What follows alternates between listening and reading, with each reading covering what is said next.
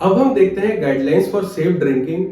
हमें पता है बहुत सारे कल्चर में बहुत कॉमन है और ज्यादातर यूरोपियन कंट्री, अमेरिकन, रशिया में ये सब देखा जाता है कि छोटे बच्चे भी ड्रिंक करते हैं, उनके फैमिली कल्चर में ये है। इसके अलावा वहां पे बहुत ज्यादा ठंड होती है, इसलिए भी ठंड को कॉम्बैट करने के लिए भी वहां पे लोग ड्रिंक करते हैं।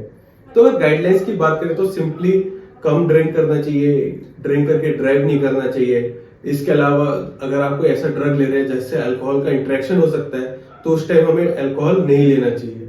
इसके अलावा फीमेल में, ठीक है, उनमें क्या होता है, फीमेल में अल्कोहल का मेटाबॉलिज्म बहुत ही स्लो होता है, इसीलिए कहा जाता है कि फीमेल को कम ड्रिंक करना चाहिए। उनमें एक तो मेटाबॉलिज्म स्लो है, अगर मेटाबॉलिज्म स्लो होगा तो अल्कोहल का एक्सक्रीशन कम होता है, इसीलिए उनको कम ड्रिंक करना चाहिए।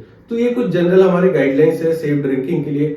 एक या उससे ज्यादा ड्रिंक नहीं लेना चाहिए, 3 से ज्यादा तो बिल्कुल ही नहीं लेना चाहिए।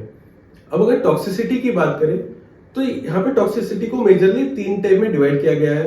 एक जो नॉर्मल पर्सन है जो 1 या 2 ड्रिंक कर रहा है, मिनिमल ड्रिंकर्स है उनके लिए। एक फिर अक्यूट ड्रिंकर्स जो एक साथ सडनली 3-4 उससे ज्यादा पैग ले ले तो क्या प्रॉब्लम आ सकती है।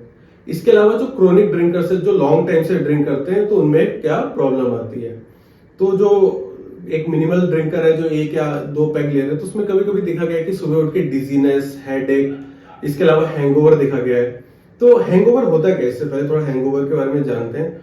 हमें पता है कोई पर्सन जब ड्रिंक करता है तो क्या होगा, उसका एडीएच ब्लॉक हो जाएगा जिससे वो फ्रीक्वेंटली यूरिनेट करेगा, बार बार पेशाब करने से उसका ब्लड वॉल्यूम कम होगा। ब्लड वॉल्यूम कम होगा तो उसका बीपी कम हो जाता है, ठीक है।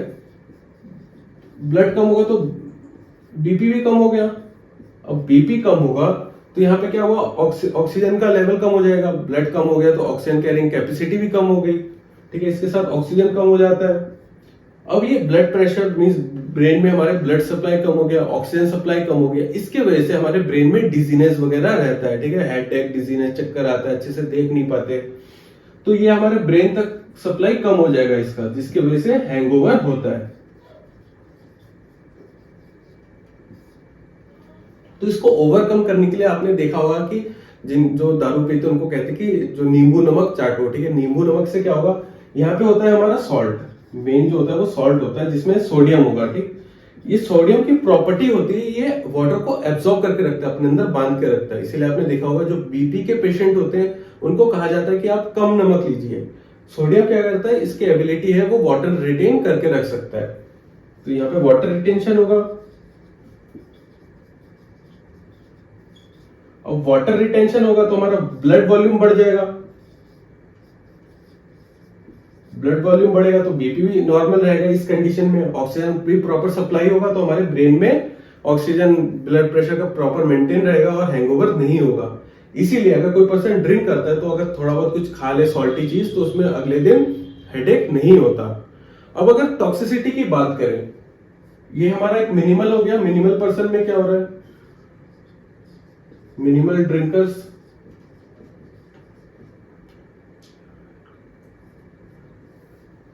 इसके बाद जो एक्यूट पर्सन में टॉक्सिसिटी क्या होता है, सेम यही सभी रहता है। वहां पे भी हेडेक देखा गया है, फिर वर्टिगो देखा, वर्टिगो मींस चक्कर आना, ठीक है। वर्टिगो, हेडेक, फिर दूसरे और भी सिम्टम्स है, और उल्टी आना, फिर पेट में जलन होना, सीने में जलन होना, ये कुछ इसके सिम्टम देखे गए हैं। तो इसके लिए क्या कर सकते हैं हम, पहले तो उसको गैस्ट्रिक लेवेज करवा सकते हैं कि उसको उल्टी करवा के हम इथेनॉल निकाल दें, या तो उसको प्रॉपर एयरवेज मेंटेन करके रखो जिससे वो अच्छे से सांस ले सके, धीरे धीरे उसका मेटाबोलाइज हो जाए, और प्रॉपरली उसको फूड दो, एनर्जी सोर्स दो, ठीक है। ये एनर्जी का काम करेगा, क्योंकि क्या होता है जो लोग ड्रिंक करते हैं वो बहुत ही कम खाते हैं, ठीक है। आपने देखा ड्रिंक करके आए घर पे सो गए, खाते रहते हैं नहीं, तो मल न्यूट्रिशन भी हो जाता है इन केसेस में। तो इसीलिए इन लोगों को थोड़ा प्रॉपर सप्लाई, एयर सप्लाई देना चाहिए, अच्छे से वो सांस ले सके। ये कुछ इसके ट्रीटमेंट है। इसके अलावा गैस्ट्रिक लेवेज,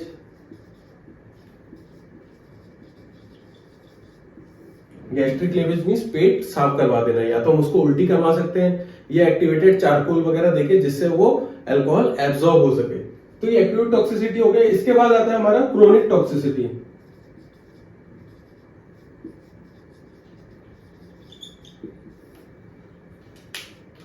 क्रोनिक टॉक्सिसिटी के केस में बहुत सारी चीजें देखी गई है, जैसे वर्निकोव सिंड्रोम या कॉर्चिकोव सिंड्रोम। यहाँ पे होता क्या है, जो हमारा ब्रेन बॉडी में थायामीन की कमी हो जाती है। Thiamine means vitamin B1।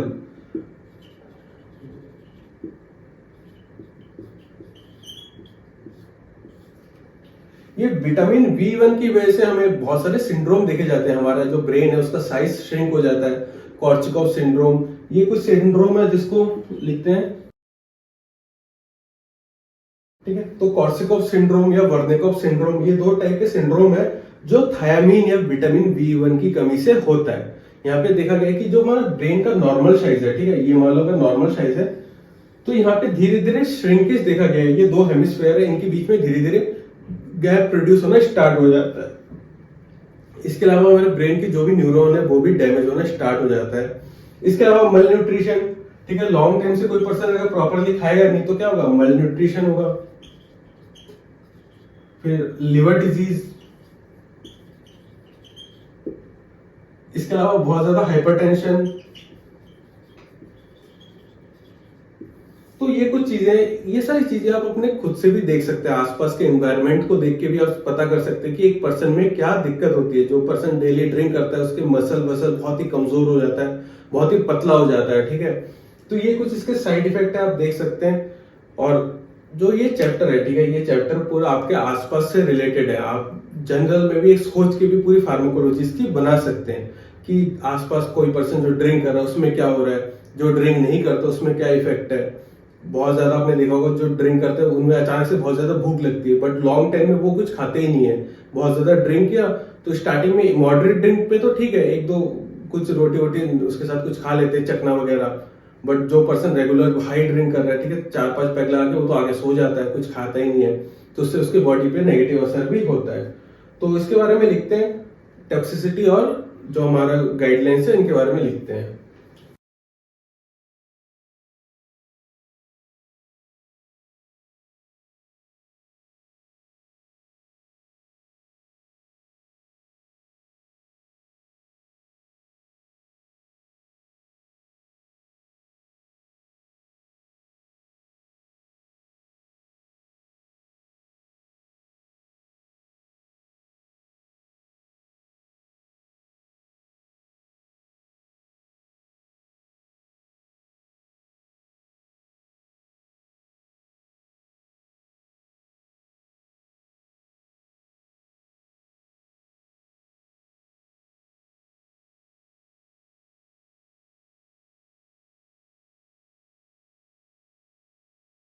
तो ये हो गया आपका गाइडलाइन फॉर सेफ ड्रिंकिंग। इसके बाद आ गया हमारा अल्कोहल टॉक्सिसिटी, जिसको हमने फर्दर 3 टाइप में डिवाइड किया है।